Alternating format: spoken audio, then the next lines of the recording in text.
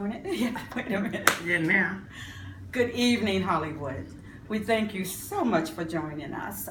It's all about aging in Hollywood. So I have with me, will you introduce yourself? Hi, I'm Elaine. Okay. All right. Elaine, do you mind telling us your age and your profession, be that retired or not? I'm 66, going to be 67 soon, and I'm semi-retired, and I'm an auto detailer. Wow. Wow, you are gorgeous. Gee. But okay. How long have you lived or worked in the District of Hollywood? I've lived in this general area since I was 22 years old. I had an apartment on Yucca between Ivar and Cahuenga when I was 22, and it was I had a studio apartment overlooking Bob Smith Volkswagen. It's no longer there, but and then I moved to Beechwood Canyon, which is just another mile down. I lived there for 27 years. Yes. And then Bronson Canyon, and now here. So I've been in this So, general yeah. area since I was 22. Yes. Okay. That's why I'm here with this interview. Thank you. Uh-huh. All right. What are some of the most important lessons you feel you have learned over the course of your life? I mean, I know at our age that we could go on and on and on forever in what we've learned, but like some major things that changed you. Oh, I think the major lessons I've learned, I probably learned later in life, because when you're young, of course, you think you know everything. But when you're young, you really don't, you learn, you have book learning, but you don't have wisdom. That only just comes with your age. So Yeah. I think for me that most of the people you meet, I don't care what walk of life they come from, I seem to always be able to find some sort of common ground with people. Doesn't matter what nationality or race or background. I find that's very interesting. That person, we all are so much alike, even though we have such different ways. If you really get beyond all that, we're kind of come from the same place a lot. Yeah. You know? So Yeah. I think that was something I learned in life. I think in learning something that important that it affects everything else you do. It does. Yeah. I'm sure. Okay. Some people say that they have had difficult or stressful experiences, but they have learned important lessons from them. Is that true for you? I think that the most stressful things I learned in life so far is relationship related, and that was not to have expectations. I always had, I grew up with this idea that I was going to have the white picket fence.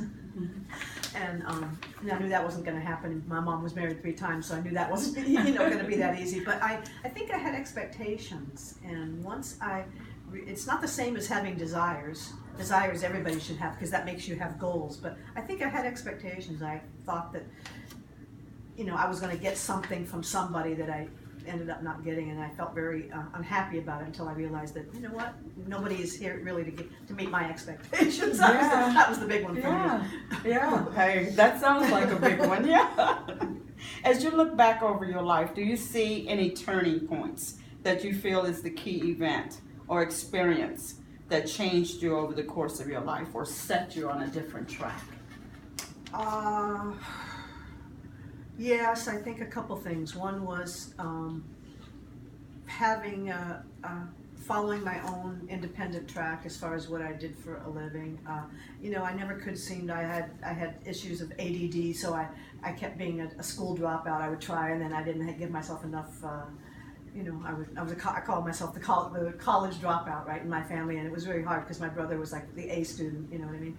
So, but finding that I could open my own business and I didn't have to know geometry and trigonometry. It was something I could do on my own if I had the will to persevere. And I didn't get rich on it, but I was able to take care of myself and not have to really ask anybody for anything. Huge. Yeah. That was huge. Yeah. And then, it's a little disappointing when you think you're going to get a degree in something and Today, it's different, I think, with young people. They're given a lot more leeway in school. They test you for a whole lot more things and help you along. But when I was starting out, it was like, you're kind of embarrassed if you had learning disabilities. Yeah. But I found having my own business, my learning disabilities didn't matter. Oh. It was how I could sell. Yeah. And I learned I could sell. Yeah, I think that about Yeah. you. Okay. Are you happy?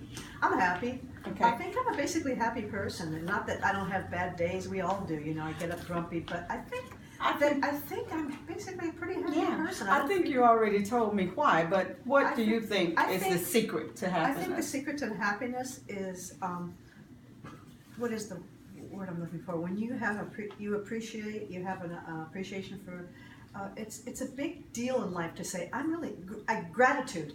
I think having gratitude really makes people happy. I know a friend of mine who's very intelligent, and she and I've known each other for probably 30 years or more, and she is not a happy person. And I think if you just have, I think gratitude kind of makes you happy, because you can be appreciative for what you do have, instead of always looking at like, that didn't happen, they did that to me, or such and something happened to me. We kind of have to make our own happiness in a way. Because if you're looking for unhappiness, you can really find it just about all of it. So to you, the secret to happiness is gratitude. That's probably a big one. That's a big one. Yeah, I think that is a big That's a one. big one. Yes. What would you say you know now about living a happy and successful life that you didn't know when you were 20? Oh boy, what do I know now? That people who are older have a lot to say. I never really wanted to listen to my mom all that much. I did, of course. She ruled with an iron fist, but I didn't appreciate my mom's wisdom, what she had gone through, and that she was just trying to help me down that road. You know what I mean? Yeah. And I think I got older, and she got smarter the older I got, right? That's what I want for young people so bad. Today they gotta stop and listen to the older people. Yeah, my mom died 2 months short of her 97th birthday, so she had a long life, and she worked into her 80s, and I'm hoping that I can at least have some of her, Yeah. whatever it was. Yeah, me too. Yes. What would you say are the major values or principles that you live by today? Probably a lot different than I did in my 20s. I think I was very self-absorbed. As I got older and started losing more people around me, starting with my father, who died when I was fairly young. I think that I wasn't ready to lose him. And I think that appreciating just every day, probably that, and the people that I love. Yeah. This is great. How do you feel about living and aging in Hollywood? Oh, well, it was quite interesting when I moved to Hollywood. I wanted to grab the golden ring, and Hollywood is a story. It's a fantasy story. You see the young kids arrive here, and they get off the bus, and they want to be. I want to be a star. It's always that sort of thing. I never wanted to be in the entertainment industry. I don't know why that didn't have a draw from me. I have a lot of friends who were in it and still are, but it never was my thing. But I just loved being in Hollywood. But I found as I got older, especially as a senior, you become invisible. Yeah. You kind of become invisible. Come People on. don't, Yes. look at you anymore. I couldn't even get a job. A couple of years ago, I went and I applied, because when I was in my 30s, I worked for a gourmet coffee company, and it was we sold gourmet coffee. It was even before Starbucks was as big as it is now. Mm-hmm. And I can do that. You don't have to be Einstein, right? Yes. But Starbucks didn't give me a job, and I think the reason they didn't give me a job is because they want young, pretty girls in Starbucks, and I felt like, especially in Hollywood. yeah, and yes. I was referred to a woman who I was told the manager of a Starbucks who hired seniors, and that's and I never heard from them, and I know how to do that. I did that, so I just assumed that if you go into retail stores and you go into places, they want young, good-looking people. Yeah.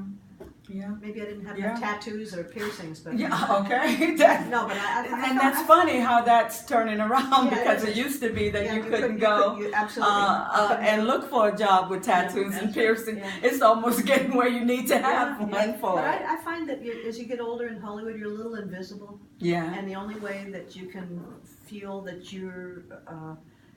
they're not is to have your own thing. Uh-huh. And I just was able to develop my own I'm business. so glad. And I yeah. even had some what do you call it? The celebrity clientele, which I still have. And they could go anywhere. If you look in a phone book or you look online, there's a lot of detailers. Yeah. And they've been loyal to me, and they just tell me I do good work, Yeah. and they're really great people, Yeah. and they're not and they're giving and they're generous. Yeah. You know, not all rich people are stingy. No, yeah. You know, That's funny. they're really good to me and kind. And Do you believe Hollywood is getting back to a wealthy neighborhood? Do you feel Yes. people aging in Hollywood, though not in the industry of entertainment, should be considered I in do. the budget? I to do. I meet some think of what's the needs? happening, and I noticed it in major cities. I went recently to visit friends in San Francisco. Same thing's happening there. The gentrifying. I mean, I know that every area always goes through regentrification, but I looked at the Mission District in San Francisco, for example. It used to be a Hispanic neighborhood. All these people are being pushed out because of the buildings going up. Look around Hollywood. You can't go anywhere where there's not a crane. I know. And I love seeing building. I love seeing Me too, me too. movement. But the problem is seniors are being displaced. I went to a council meeting and I met a woman there who's a nurse. She's in her early 70s, still working at St. John's. She lived in the Villa Carlotta for years. She took a buyout because she got tired of fighting. I mean, that place is sitting there. You see? It's sitting there Yes. now, and they had stopped work on it. All the people that lived in there under rent control for years and years. I understand. I have friends who have properties. I understand you want to get a market value for your. You know, you don't buy those places to lose money. I get that. I know. But there's no senior living. Yes. Places like this Yes. take forever to get into for Yes. people. There's waiting lists everywhere. Yes. There's no Come reasonable on. housing. It's Yes. all, you go down to these beautiful places. I go with my friend and we look at them, $3,000, $4,000, $5,000 a month. Who can on. afford that? Who on a fixed income can afford that? Yes. Only people who can afford that are the young professionals that are moving in, and they're doing it in all the major cities. They're doing it in San Francisco.